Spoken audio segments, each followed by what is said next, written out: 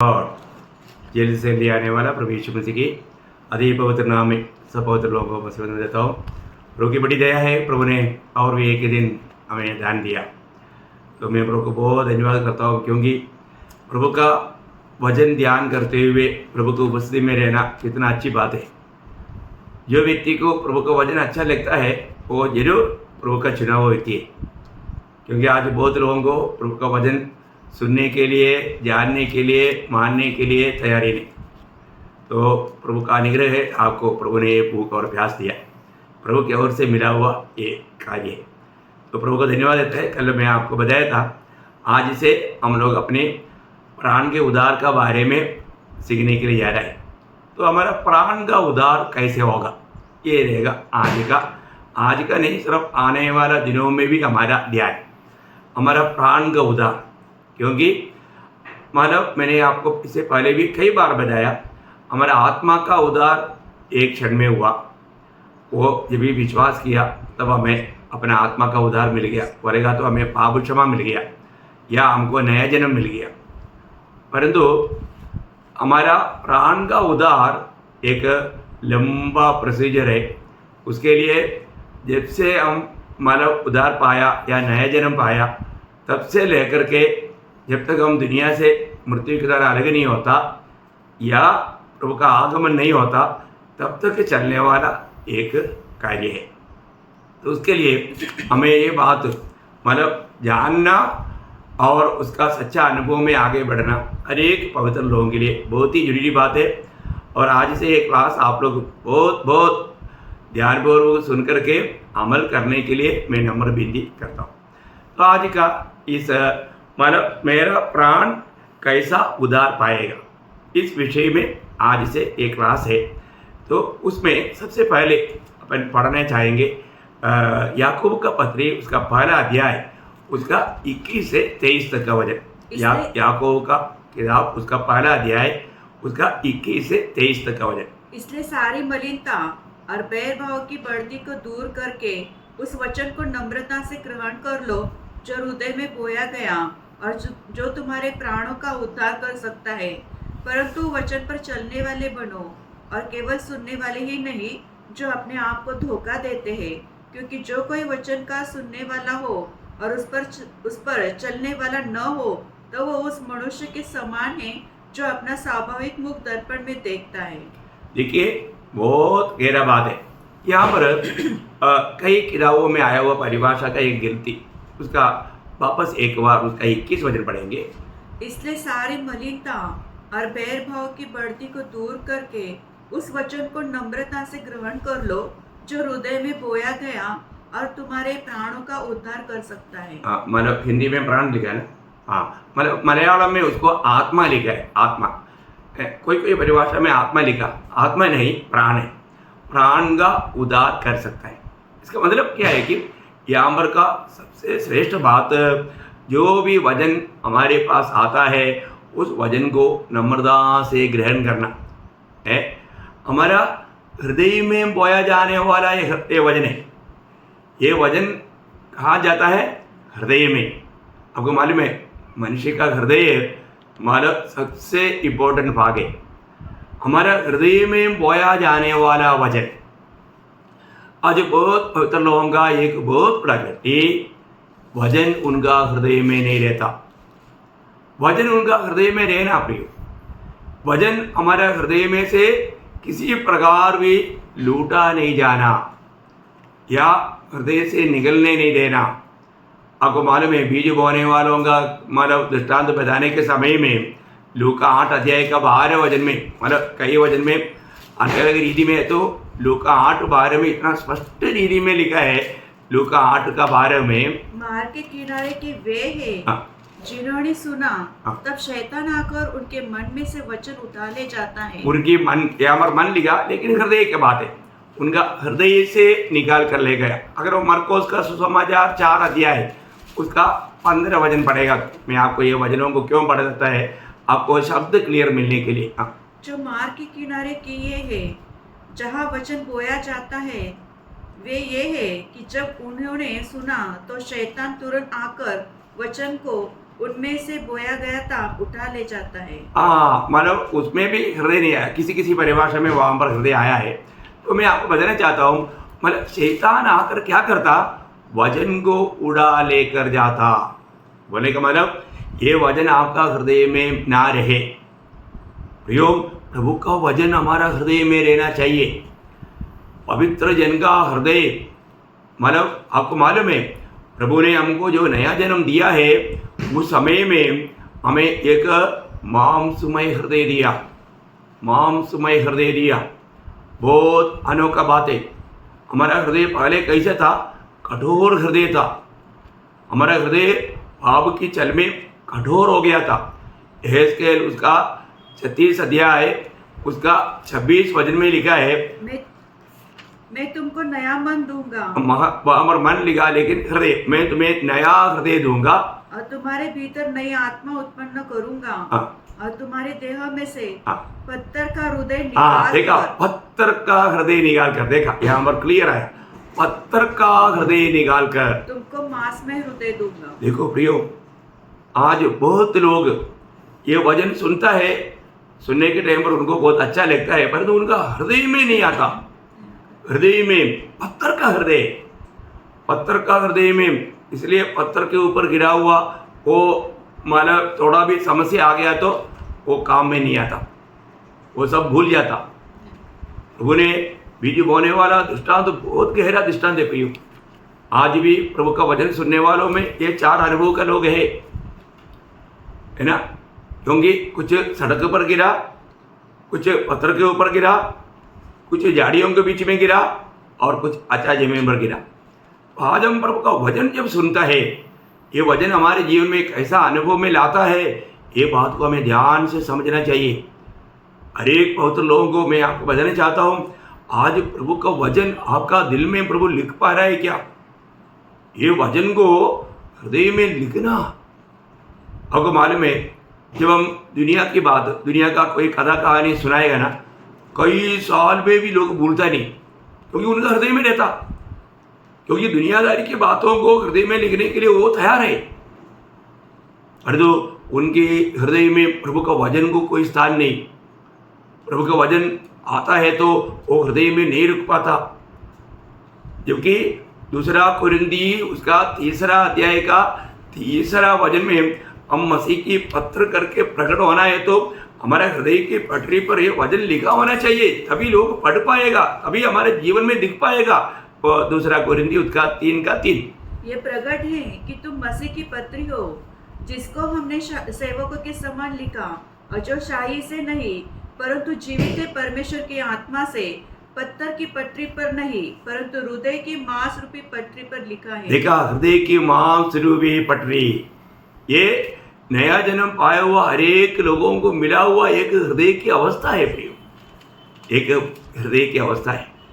आज हमारे जीवन में जब हम प्रभु का वचन सुनता है तो वो हृदय की पटरी पर लिखा जाता है क्या? हृदय की पटरी पर लिखा जाएगा तो जीवन में आएगा।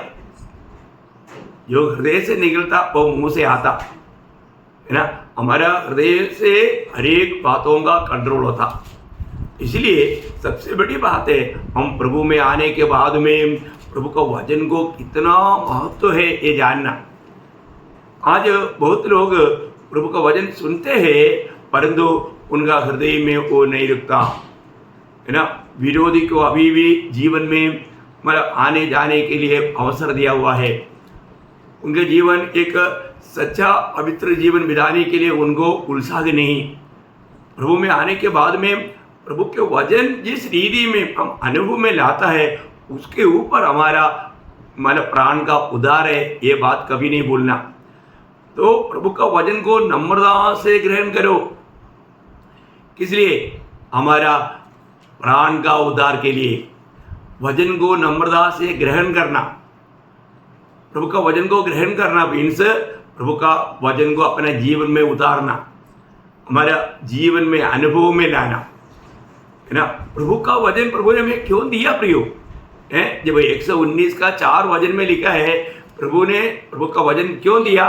तूने अपने उपदेश इसलिए दिए हैं कि यत्न से माने जाएं। यत्न से माने जाए, यत्न से माने जाए। इसका मतलब सिर्फ ये वचन सुनकर के खुशी मनाना काफ़ी नहीं, ये वचन सुनकर के वैसे हमें उसको मानना है ना। जो वचन सुना और नहीं मानेगा तो अभी याकूब यहाँ पर कहने वाला बात क्या है, बहुत गौर से समझना प्रियो। आज बहुत लोगों का प्राण का उद्धार नहीं चल रहा है, कारण वो वचन पर बना नहीं रहता। वचन सुनता है, कई लोगों को वचन सुनने का इच्छा भी रहता, वो संगति में आता है, वचन सुनता है, पर वो जीवन में नहीं लाता। वापस पढ़िए 21, 22, 23।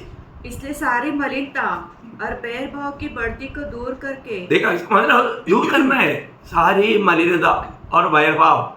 मतलब हमारे जीवन में हम उदार पाने के बावजूद भी एक बात जानना, हम लोग उदार हमारा आत्मा में सर्व हुआ प्रियो, हमारा प्राण में और शरीर में उदार नहीं हुआ।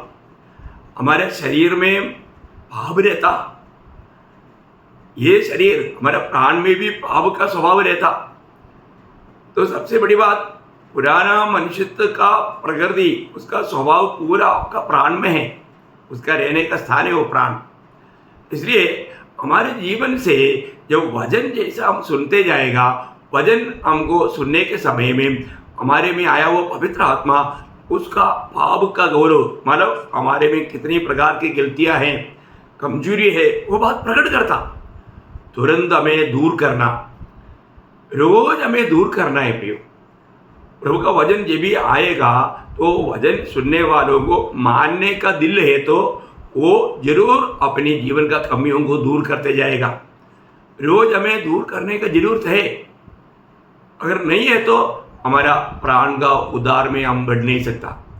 आज बहुत लोग वचन सुनने के समय में उनकी गिल्टी कमजोरी सब उनको समझ में आता है, लेकिन उसको दूर करने के लिए प्रयास नहीं करता। हमें दूर रोज जो बात मतलब प्रभु के योग्य नहीं, प्रभु के दृष्टि में अच्छा नहीं, बुरा है, उनको दूर करने के लिए हमें बहुत उत्साही बनना चाहिए। इसलिए याकूब यहाँ पर बोलता है, तुम क्या करना, तुम्हारे जीवन का वापस एक ही वजह, इसलिए सारी मलिनता, सारे मलिनता, इसको मतलब बहुत प्रकार का मलिनता है, बहुत प्रकार का मलिनता है प्रियो।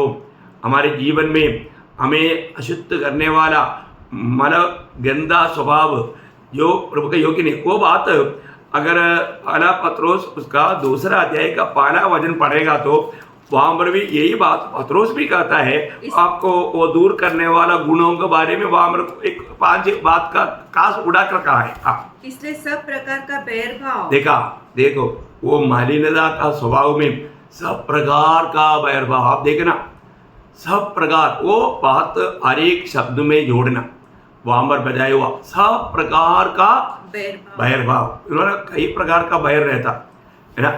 दूसरे के मानव उन्नति में बैर रखने वाले लोग हैं, दूसरे की मानव सुंदरता में बैर रहने वाले लोग हैं, दूसरे की धन पर बैर रहने वाले लोग हैं, ज्ञान पर बैर रहने वाले लोग हैं, बहुत प्रकार का बैर है फिर है। बहुत दोस्ती है तो तब उनसे बैर रहने वाली बात है, बहुत प्रकार का सब प्रकार का बैरभाव और सब प्रकार का छल, सब प्रकार का छल। देखिए ये सब पुराना मनुष्य का एक प्रकार का उनका मतलब नष्ट करने वाला घृणित स्वभाव है, प्रभु नफरत करने वाला बात है। सब प्रकार का छल, सब प्रकार का कपट, देखा सब प्रकार का कपट। आपको मालूम है आज मतलब विश्वासियों के जैसा कपटता प्रकट करने वाले लोग बहुत कम है ना। जो नहीं है पर वो है करके दिखाना चाहता, सब दिखावा में है। मैं आपको बताना चाहता हूँ प्रियो, ये कपटता मतलब मैं बहुत बड़ा प्रार्थना मनुष्य है, मैं बहुत बड़ा ज्ञानी है, मेरे को सब कुछ आता है, मैं बाकी लोगों से बढ़कर है, ऐसा बहुत प्रकार का कपटता है प्रियो। ऐसा दुनिया के सामने दिखावा करने से क्या फायदा। हमारा जीवन को अच्छी तरह जानने वाला प्रभु के सामने हमारा अवस्था क्या है। आपको मालूम है जब प्रकाशित वाक्य में 7 मंडली को लिखने के टाइम पर प्रभु बोलने वाला एक शब्द है, मैं तुम्हारा काम को जानता हूँ। देखो 7 मंडली को प्रभु बताता है, इसका मतलब क्या है कि प्रभु हमारा कामों को देखते रहता, परखते रहता। हमको ऐसे कुछ कहने की जरूरत नहीं। इसका मतलब हम लोग आत्मा में उद्धार पाने के बाद में आज हमारा जीवन कैसा है, प्रभु का दृष्टि में मैं कैसा है, प्रभु मेरे बारे में क्या गवाही देता है, ये बात को हमें सुनना है। ये प्रभु हमको आत्मा में सुनाता है। कितना बड़ी बड़ी बात है। तो सब प्रकार का कपट भाव, सब प्रकार का डाह, सब प्रकार का डाह, और सब प्रकार की निंदा को सब प्रकार की निंदा को दूर करे। ये करना किसका काम है? हमारा काम है। हम उद्धार पाए हुए लोग ये सारे बातों को दूर करना है।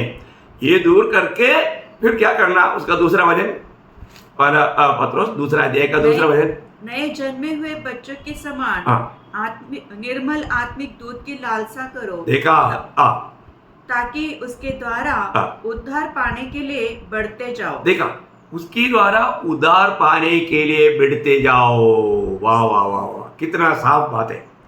याकूब जो कहता है वही बात यहाँ पर पत्रोस भी एक अलग प्रकार और भी खोल कर हमको समझाता है। प्रियो, उद्धार पाने के लिए ऐसा कैसा उद्धार है ना, बहुत लोगों को ये संदेह आएगा, हम तो उद्धार पा लिया, अभी क्या उद्धार पाने के लिए बढ़ते जाओ। वही तो बात है। कहीं भी ये बात को तकरीबन नहीं सिखाया जाता। यही बात को हमें खास सीखना है प्रियो। ये कौन सा उद्धार पाने के लिए हम बढ़ते जाएगा? हमारा प्राण का उद्धार में रोज बढ़ते जाना प्रियो, रोज बढ़ते जाना है। आत्मा का उद्धार हो गया, उसके लिए हमने कुछ भी नहीं किया है। हम अपने आप को पापी कबूल करके प्रभु यीशु पर विश्वास किया, हमको उद्धार मिल गया, हमें आत्मा मिल गया है, हमें आनंद आग से हम छुटकारा पाया। बहुत बड़ी बात है। लेकिन हमारा प्राण के उद्धार में हमें रोज रोज बढ़ना है। ये बढ़ोतरी कब होगा? जब हम प्रभु का वचन को अभी जन्मा हुआ एक बच्चे के नायंद दूध पीने की लालसा में प्रभु का वचन को प्राप्त करने के लिए इच्छा, भूख प्यास रखते हुए जीवन बिताएगा, तभी हमारे जीवन में वो बढ़ोतरी होगा। आज उद्धार पाए हुआ बहुत लोगों को वचन के प्रति कई लोगों में भूख प्यास तक नहीं दिखता। उनको लगता है मेरा उद्धार हो गया, अभी चलो मैं अपनी चाल। कितना बड़ा धोखा है प्रियो, है कितना बड़ा धोखा है। अभी अपने जीवन में पहली बात, जैसा जैसा हम प्रभु के निकट जाएगा उतना अधिक हमें अपनी गलतियां, कमजोरियां, हमारे जीवन में प्रभु ना चाहने वाला भाव की बातें हमको दिखेगा। प्रभु के निकट जाओ ना, प्रभु के निकट जाएगा तो अपने ओरिजिनल अवस्था हमको दिखाई देगा। प्रभु का वचन जब भी आप सुनता है तो आप एकदम प्रभु के निकटता में रहने वाला एक अनोखा अनुभव है। उस समय में प्रभु हमारे जीवन का आत्मिक उन्नति के लिए रुकावट करने वाला गलत बात, पाप का बातें प्रभु हमको दिखाता और हमें समझाता। तुरंत हमें उस बातों को दूर करना प्रियो। कभी भी उसमें बाद में करेंगे ऐसे नहीं सोचना। तुरंत प्रभु के सामने वो कमजोरी या बलहीनता, वो गलती, वो पाप कबूल करके मन फिरना है, पछतावा करना है, प्रभु के सामने वो कबूल करना है। बहुत बड़ी बात है। तो यहाँ पर याकूब यहाँ पर इसलिए कहता है कि तुझे क्या करना, वापस 21 और 22, इसलिए सारी मलिनता और बैर भाव की बढ़ती को दूर करके उस वचन को नम्रता से ग्रहण कर लो। उस वचन को नम्रता से ग्रहण कर लो जो हृदय में बोया गया और तुम्हारे प्राणों का उद्धार कर सकता है। देखा, तुम्हारे प्राणों का उद्धार कर सकता है। प्रभु का वचन को नम्रता से ग्रहण कर लो। बोलेगा तो अपने जीवन में लाओ। ये वचन को जाने ना दो, ये वचन को अपना लो। वचन हमारे हृदय में रहना प्रियो।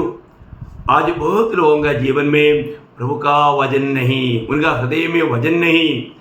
ये वचन जितना भी प्रभु का वचन आएगा आप अपने हृदय में उसको इकट्ठा करके रखना ताकि आपका जीवन में आए। आपको याद होगा 119 का 11 वचन में क्या बोला? मैं तेरे विरुद्ध पाप ना करने के लिए तेरा वचन को मेरा दिल में रख छोड़ा है।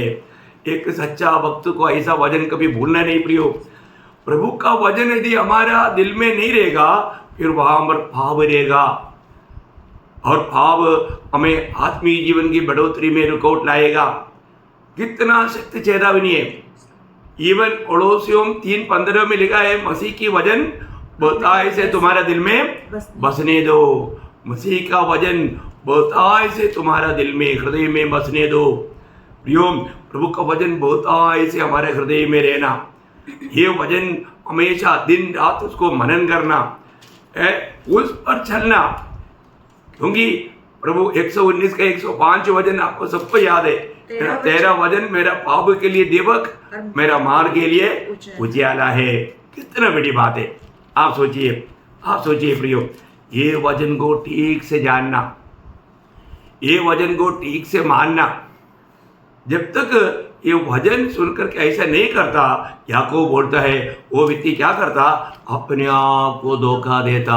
पढ़ना उसको, क्योंकि जो कोई वचन का सुनने वाला हो और उस पर चलने वाला न हो तो उस मनुष्य के समान है जो अपना स्वाभाविक मुख दर्पण में देखता है और इसलिए वो अपने आप को देखकर चला जाता है और तुरंत भूल जाता है कि मैं कैसा था। लेकिन जो वचन सुनता है और वो ऐसा नहीं मानता, अपने आप को धोखा देता, वो काम रहे। परंतु वचन पर चलने वाले बनो, केवल सुनने वाले ही नहीं। वचन पर चलने वाले बनो, केवल सुनने वाले नहीं, जो अपने आप को धोखा देते हैं।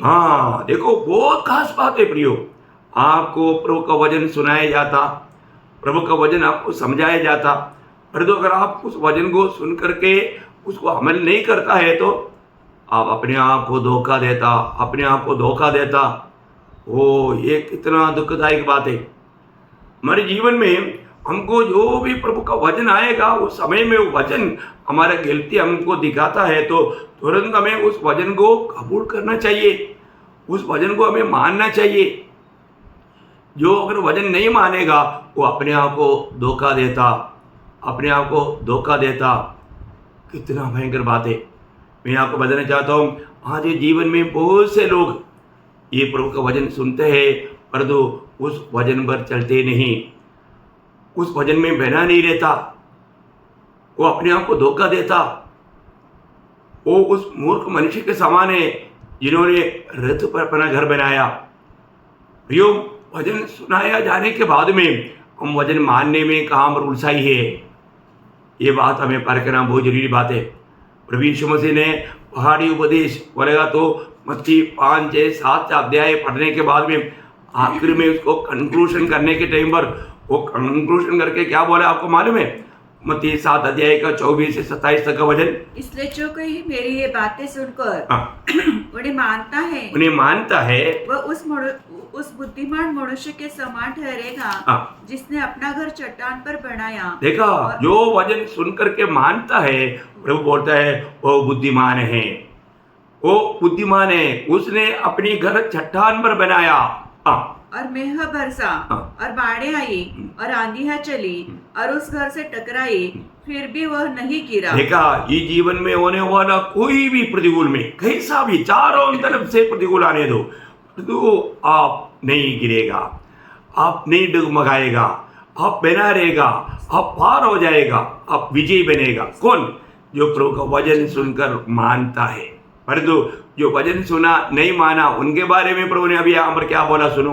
परंतु जो कोई मेरी ये बातें सुनता है और उस पर नहीं चलता, वह उस निर्बुद्धि मनुष्य के समान ठहरेगा जिसने अपना घर बालों पर बनाया और मेह बरसा और बाढ़ें आई और आंधियां चली और उस घर से टकराई और वह गिरकर सत्यानाश हो गया। देखा, कितना बड़ा नुकसान हो गया। अभी दोनों ने मतलब बहुत प्लान करके एक ही प्रकार का घर बनाया, लेकिन समस्या का सामने एक घर टूट गया और एक घर बना रहा। प्रियो, आज हमें अपने जीवन में परखना है। मैं प्रभु में आने के बाद प्रभु का वचन सुनता है, वो वचन को मैं कैसा अमल करता है? मैं वचन सुनने के बाद मुझे भी मालूम है, मैं कई लोगों को वचन सुनने के बाद पूछता हूँ आज आपने क्या सुना, उनको मालूम नहीं। देखा, तुरंत वो भूल गया।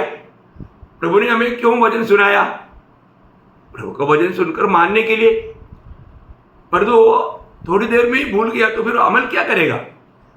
फिर ऐसा व्यक्ति का क्या होगा? नष्ट हो जाएगा, बर्बाद हो जाएगा।